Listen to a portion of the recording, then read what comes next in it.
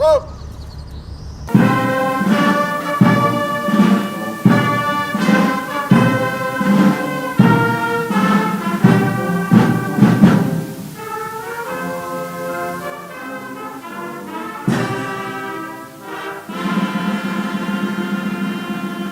matin 6 août, Dieu nous fait grâce qu'on puisse se retrouver pour pouvoir honorer donc notre drapeau. Il y a 2 jours de cela, avant-hier, 4 août, nous célébrions donc l'anniversaire de l'avènement de la révolution du Burkina Faso, qui a vu donc naître la lutte pour notre indépendance réelle. Le 4 août 1984, le Nord Burkina Faso est né avec le drapeau que nous venons de monter, les armoiries, l'hymne national, tout a été changé. C'était un espoir de pouvoir donc donner un souffle nouveau à notre pays. C'était bien sûr à la veille du 5 août qui consacre donc la proclamation de l'indépendance qui nous a été donnée donc en 1960. Alors je souhaite que nous puissions travailler et faire en sorte que l'année prochaine, à cette même célébration, que nous soyons en train de consolider l'indépendance réelle que nous sommes en train de nous battre aujourd'hui pour acquérir. Que chacun s'y mette, parce que l'indépendance ne se donne pas, ça s'arrache. Et c'est cette lutte que nous sommes en train de mener actuellement. Depuis quelques semaines, je dirais de cela, il y a des rumeurs de tentatives de déstabilisation de notre pays. Et je pense que certaines presses sur la place ont aussi relaté certains faits. Alors en tant que travailleur de la présidence, c'est un devoir de pouvoir vous donner l'information juste et que vous puissiez aussi informer d'autres personnes en retour. Et surtout pour votre gouvernement et votre sérénité dans le travail. En effet, depuis très longtemps, nous suivons effectivement une cellule dans un pays voisin qui est dirigée par des services de renseignement occidentaux, dirigés principalement contre notre pays. Et les opérations devraient principalement commencer en fin mai. Ça devait consister donc à une guerre de communication intense contre notre pays, ce que vous avez suivi.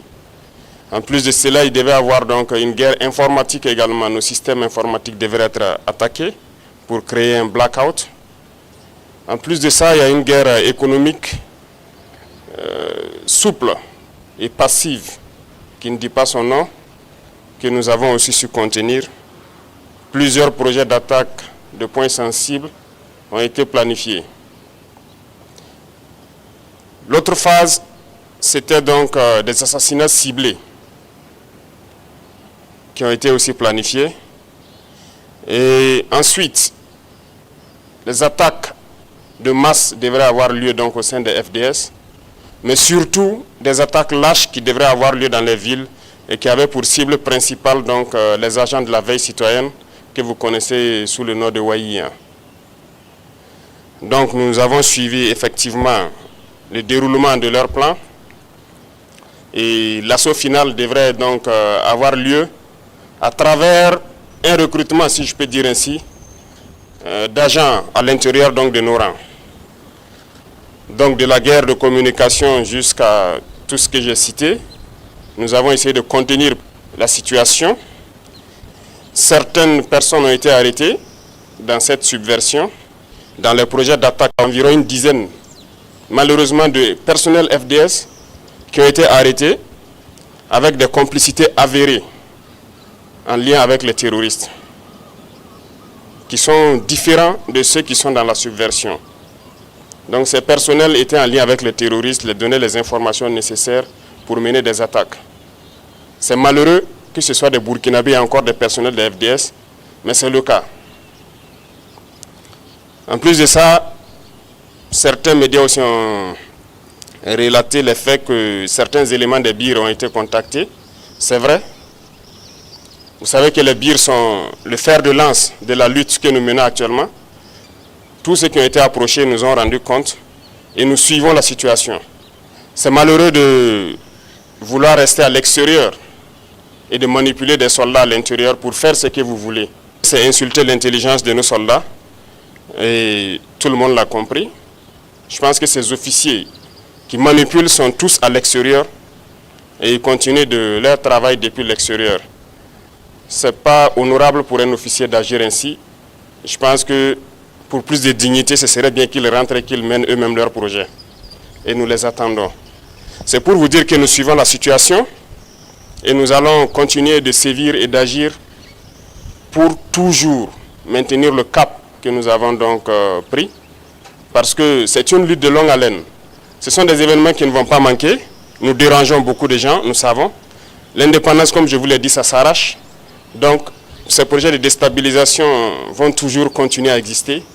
Mais nous nous battrons contre cela. Parce qu'une révolution, ça se combat toujours. Mais une révolution aussi, il y a des gardiens qui maintiennent la révolution et vous en faites partie. Il y a des gens qui n'ont pas été arrêtés jusque-là, qui pensent avoir eu la chance. Non, ils n'ont pas de chance. Nous les suivons. Donc tous ceux qui sont dans ces projets, c'est les inviter à se départir parce que nous n'allons pas hésiter un seul instant à agir comme il le faut pour l'intérêt du Burkina Faso. Et j'espère qu'ils nous comprennent et qu'ils nous entendent. Donc voilà l'information que je tenais à vous donner et que les gens soient sereins. Nous allons continuer d'évoluer.